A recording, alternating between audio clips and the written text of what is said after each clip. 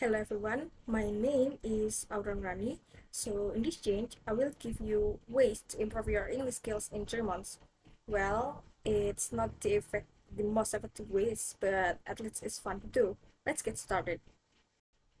So English is a very important language in education, work, and communicating with people from other countries. But learning English can be hard if it feels boring. That's why it's important to enjoy the process. When we learn, uh, when we learn in fun ways, like through music or podcasts, it becomes easier to understand and we stay motivated. Happy Maps is about choosing a fun and enjoyable way to learn, not just the fastest or the effective. In the learning English, it means picking a method that matches what we like. For example, if you enjoy music, learn with songs. If you like movies, use subtitles to learn new words. When learning is fun, we feel more motivated and remember things better. Then, if we want to achieve something, we have to set our goals first. If you know what you want to achieve, you learn more easily. For example, you could say, I want to be able to speak English confidently in 6 months. A goal like this will make us more enthusiastic and shows us what to do. People usually learn English by taking courses such as intensive study every day or how many days a week, or learn grammar one by one, take notes, and then do the exercise, something like that.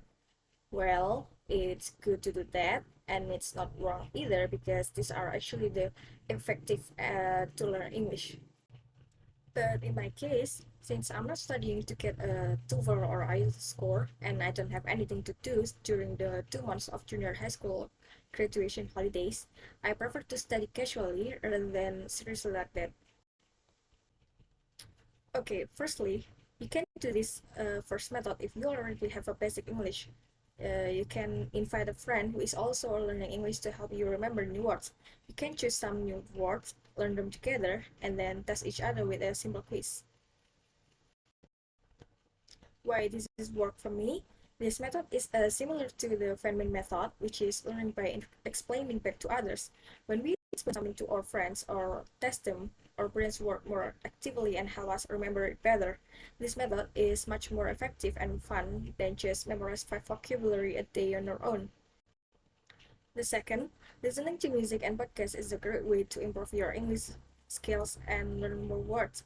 Music helps us get used to how words are said, the tone of voice, and everyday expression.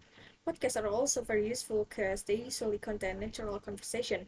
For example, the BBC's podcast can help you understand common idioms and phrases. I find listening to music really effective because I personally really love music, and because the songs are often played over and over, I unconsciously learn the vocabulary and sentence structure. The more I listen, the easier it is to understand what they are saying and how to pronounce it. This method has plus points and minus points. The plus are that it's fun, easy to remember, and it helps you to listen and pronounce things better. But the problem is that some of the lyrics are not written correctly.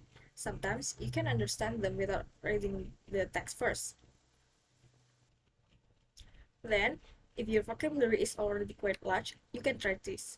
You can start watching English movies with English subtitle as well. This helps you recognize the words you've learned in a real life situation, understand how to pronounce them, and get to grip with how the vocabulary is used in sentences.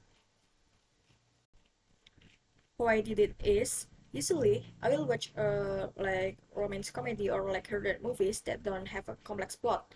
If there's a phrase that I think I'll use often in real life, I will note it down and try to use it in my own words, like shadowing technique. The great thing about this method is that you can get to practice listening, speaking, and picking up new words all at the same time. By hearing how native speakers speak, you can imitate your pronunciation and intonation.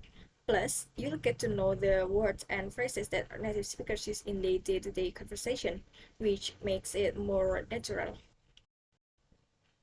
Then, you can also use social media to learn, like Twitter, TikTok, or Instagram. Social media help us use English in our day-to-day lives without feeling that we are learning. This method is pretty effective because at the end of the day, we are basically glued to social media at the moment, right? So, all in all, it's like a win win. Or you can learn by playing games or any apps that will help. In my case, I started by using Duolingo. But you can start with any apps or games that you enjoy to play. Also, if you have a partner to practice with, that would be great. But no, I don't talk to mirror. So I find a friend online who I don't know at all and chat in English so I don't feel shy or embarrassed since they also don't know me, so I not to make mistake. That I find this method really effective because they make studying more relaxing and fun. I can learn while watching, listening to music, or playing games. Also, I can practice listening, speaking, and improve my vocabulary without feeling pressured. So, that's my happy map to improve my English. Well, I know these are not the most effective ways, and it actually takes time, but at least I enjoy it. Thank you.